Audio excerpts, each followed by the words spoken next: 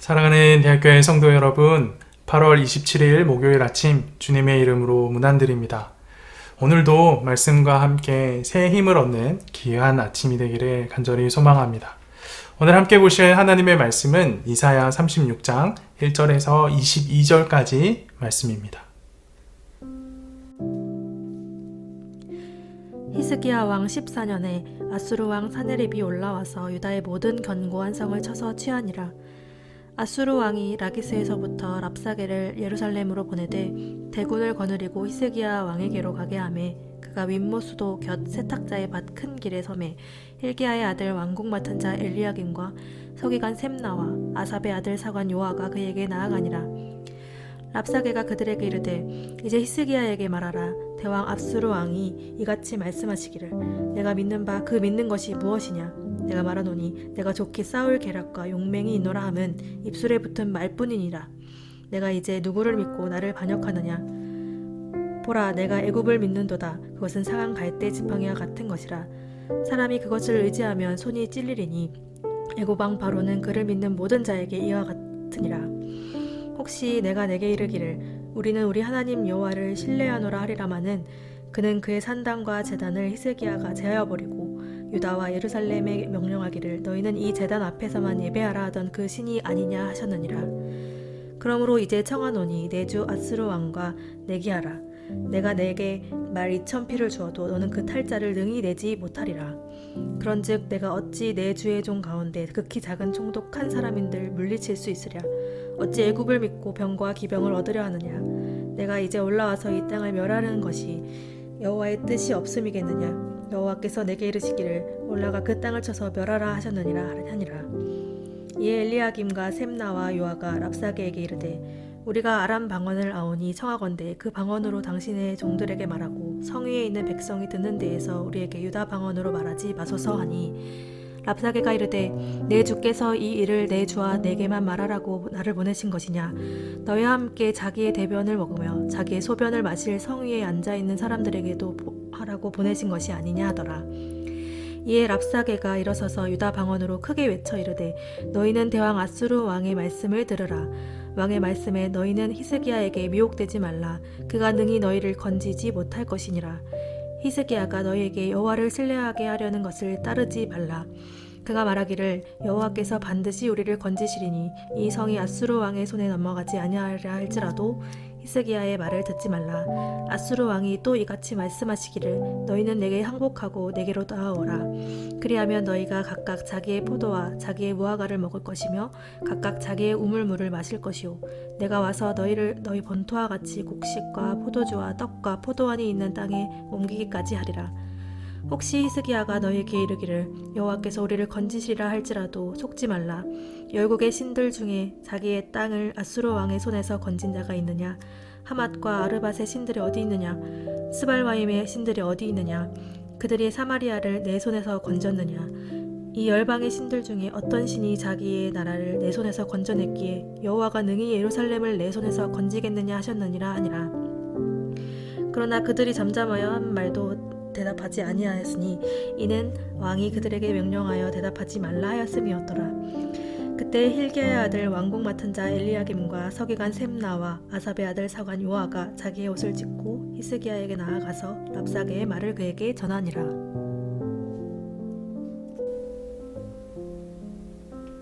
이사야 36장부터 39장은 히스기야 시대의 역사적인 상황을 배경으로 하고 있습니다.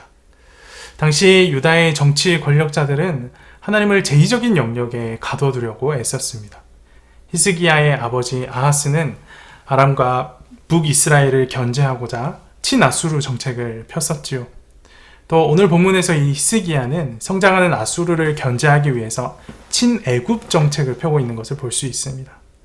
하지만 이사야는 하나님만을 신뢰하고 그 어떤 나라도 의지해서는 안 된다라는 주님의 음성을 가지고 이 두 왕을 모두 다 비판해 왔습니다. 특히 애굽은 유다가 의지해야 할 나라가 아니라는 것이 하나님의 말씀이었습니다. 그러나 이사야의 말을 듣지 않았던 히스기야는 결국 애굽을 의지했고 아수르를 배반했습니다. 이에 아주 화가 난 아수르 왕 사네립이 유다를 침공해 옵니다. 유다가 의지했던 애굽은 하나님의 말씀대로 가만히 있는 것을 볼 수 있습니다. 겉모습은 강대해 보였지만, 유다를 도울 수 있을 것 같아 보였지만 실제로는 유다를 도와줄 여력이 없었던 겁니다. 하나님의 말씀이 딱 맞았던 것이죠. 이미 북이스라엘을 포함하여서 주변 모든 나라들을 정복했던 아수르는 아주 무서운 속도로 예루살렘을 포위해 옵니다. 오늘 본문 2절 말씀을 보십시오. 아수르 왕이 라기스에서부터 랍사게를 예루살렘으로 보내되 대군을 거느리고 히스기야 왕에게로 가게 하매 그가 윈못 수도 곁 세탁자의 밭 큰 길에 서매. 랍사게가 섰던 이 윈못 수도 곁 세탁자의 밭 큰 길은 사실 이사야서에서 처음 등장하는 장소가 아닙니다. 임마누엘의 등장으로 유명했던 이사야 7장에 이미 나온 바가 있지요. 이사야 7장 3절 말씀이 이렇게 기록하고 있습니다. 그때에 여호와께서 이사야에게 이르시되 너와 내 아들 스알야숲은 윈못 수도 곁 세탁자의 밭 큰 길에 나가서 아하스를 만나. 이곳은 이사야가 아하스를 만나서 하나님의 말씀을 전했던 곳입니다. 랍사게는 이곳에서 사네립의 말을 전달하죠.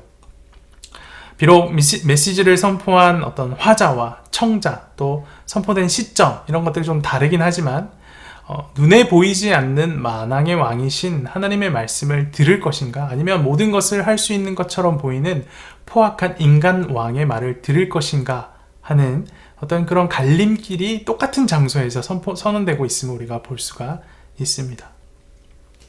지금 랍사게는 윈모수도 곁 세탁자의 밭 큰 길에 서서 이사야가 하나님의 말씀을 전했듯이 자신이 섬기는 왕 사네립의 말을 전달합니다.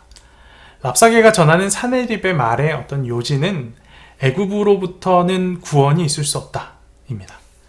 지금 애굽은 상한 갈대 지팡이와 같은 상황이라서 너희를 도울 수 없다라고 말하는 것이 이들의 주장이었습니다. 그런데 이 랍사게의 주장이 낯설지가 않습니다.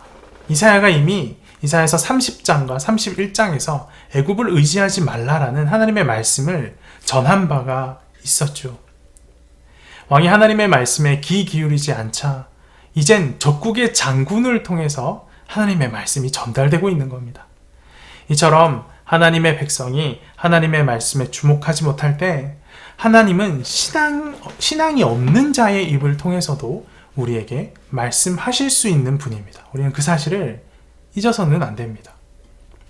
히스기야가 아마 이 적장의 이야기를 듣고 많이 후회했을 겁니다. 이사야 선지자의 말을 들을 걸, 애굽과 동맹을 맺으려고 했을 때 그렇게 이사야가 반대할 때 하나님만 의지하라는 그 이사야의 말을 그대로 믿을 걸, 내가 잘못했다라고 후회했을 겁니다.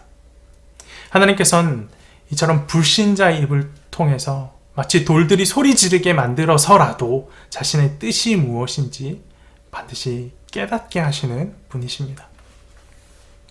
세상이 교회를 걱정하는 시대를 우리가 지금 살고 있습니다. 때론 그들의 비판하는 소리가 말도 안 되는 소리처럼 들리기도 하지만 때론 뼈저리게 아픈 맞는 말들도 있음을 봅니다. 세상의 말 중에 하나님의 뜻과 부합되는 부분이 있다면 우리는 그 소리를 무시해서는 안 될 겁니다. 아무리 자존심이 상하고 아프다고 할지라도 우리가 듣고 돌이켜야 하는 부분들이 있다면 우리를 새롭게 하는 기회로 삼아야 할 것입니다. 그렇다고 이 랍사게의 말이 모두 다 옳은 것은 아닙니다. 도를 지나친 헛소리를 하기 시작하는데요. 자신의 어떤 정치적 목적을 달성하기 위해서 하나님의 뜻을 막 들먹이기 시작합니다.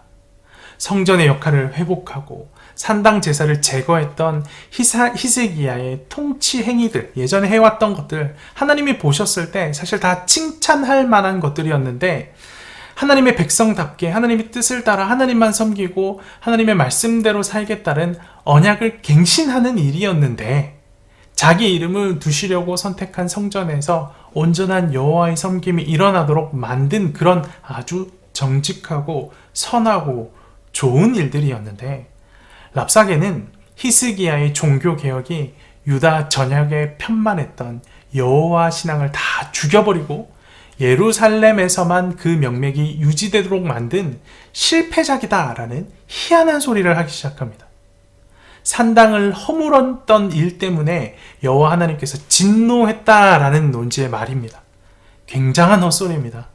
하지만 아무리 헛소리라 할지라도 절체절명의 위기의 순간에 그 어떤 그런 과거의 일들이 부정당하게 되면 그걸 견딜 수 있는 사람은 많지 않지요. 마음이 많이 무너질 겁니다. 여기서 우리가 분명히 알아야 할 것이 있습니다. 지금 우리가 실패하고 있다고 해서 지나온 모든 인생이 잘못된 것은 아니라라는 사실입니다. 예루살렘이 지금 포위되어 있다라고 해서 히스기야의 지난 모든 치적이 부정될 필요는 없다라는 겁니다. 위기의 순간에 내가 따르지 못했던 하나님의 말씀을 깨닫고 돌이키면 되는 겁니다. 하나님의 말씀을 다시 따르기 시작하는 되는 겁니다. 당장의 어려움이 있다라고 해서 우리의 지난 모든 시간들을 부정하려는 이 랍사게의 말들 때문에 상처받고 힘들어서 넘어지는 일이 없어야 할 것입니다. 그렇다면 이제 유다가 택해야 되는 것은 무엇일까요? 유다가 행해야 할 것은 무엇일까요? 랍사게의 이 조롱을 뒤엎으면 됩니다. 그가 하지 말라고 하는 일들만 하면 됩니다. 히스기야 왕의 말대로 여호와를 다시 의지하면 됩니다. 여호와의 말씀을 의지하지 않아서 생긴 문제이니 여호와의 말씀을 의지하면 되는 겁니다. 그분이 구원해 주시리라는 약속을 믿고 그대로 순종하면 되는 겁니다. 반대로 아수르 왕에게 항복하면 번영과 안전을 줄 것이라는 말을 믿어서는 안 됩니다. 그것이 그 랍사게의 말이 아무리 좋고 달콤하게 들려온다 할지라도 우리로 하여금 하나님을 떠나게 하는 말이라면 그 말을 절대 들어서는 안 됩니다. 아수르도 결국 하나님의 손에 멸망하게 될 것이기 때문입니다. 오늘 말씀은 우리의 잘잘못을 판단하는 기준이 어디에 있어야 하는지 다시 한번 분명하게 보여줍니다. 바로 하나님의 말씀입니다. 세상의 말이 아무리 우리를 아프게 한다 할지라도 그것이 하나님의 말씀에 기준하여서 맞는 말이라면 우리가 그것을 삼켜야 하고, 세상의 말이 아무리 달콤하게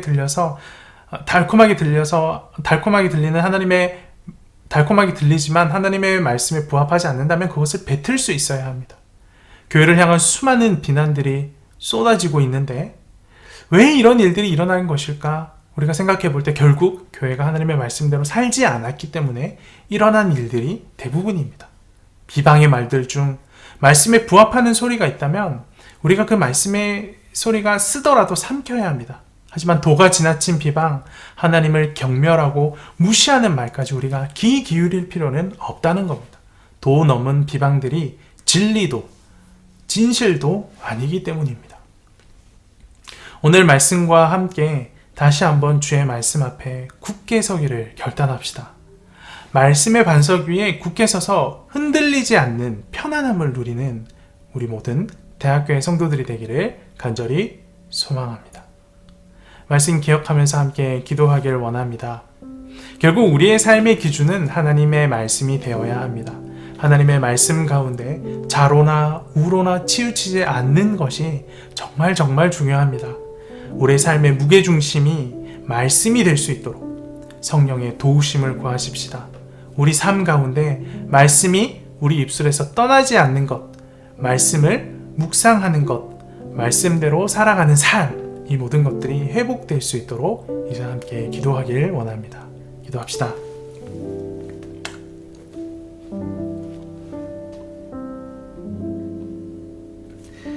살아계셔서 역사하시는 하나님 아버지, 종교개혁을 일으켰던 히스기야조차도 눈에 보이는 이집트를 의지하여서 위기를 자초하는 것을 봅니다. 신앙을 갖고 하루하루 산다라는 것이 세상 결코 쉬운 일이 아니다라는 것을 이 말씀을 통해 깨닫습니다. 우리가 살아가는 일상이 말씀을 듣고 지키고 따르는 일상이 될 수 있도록 도와주시옵소서. 그리하여서 진정으로 우리의 삶을 윤택하게 만드는 것이 하나님의 말씀이다 라는 사실을 우리의 삶으로 증명할 수 있도록 인도하여 주시옵소서. 주님, 세상이 교회를 향해 내뱉는 쓴소리에 우리가 귀를 닫지 않게 하여 주시옵소서. 그것이 주의 말씀에 부합하는 말이라면 우리가 귀를 기울이고 그것에 그들의 요청에 우리의 삶의 모습들을 돌아보고 변화해야 할 것을 기억합니다. 하지만 하나님, 그것으로 인해 우리의 중심이 흩어지거나 하나님을 따랐던 우리의 믿음이 무너지지 아니할 수 있도록 붙드시고 인도하여 주시옵소서. 오직 하나님만이, 주의 말씀만이 우리의 삶의 진리이고 전부임을 고백합니다. 하나님만이 우리의 유일한 소망이시며 우리의 기업이시고 우리의 살 길 되심을 고백합니다. 하나님, 우리로 하여금 세상의 비난 앞에 흔들리지 않게 하여 주시고 주의 말씀 앞에 굳건히 서는 모든 대학교 성도들 될 수 있도록 인도하시고 함께하여 주시옵소서. 오늘 하루도 주님께서 우리의 유일한 삶의 중심이 되신다라고 고백하면서 하루를 시작합니다. 우리를 강하게 하셔서 말씀 붙들고 살 수 있도록 인도하시고 힘과 능력을 공급하여 주시옵소서. 이 모든 말씀 살아계신 예수 그리스도의 이름으로 기도합니다. 아멘.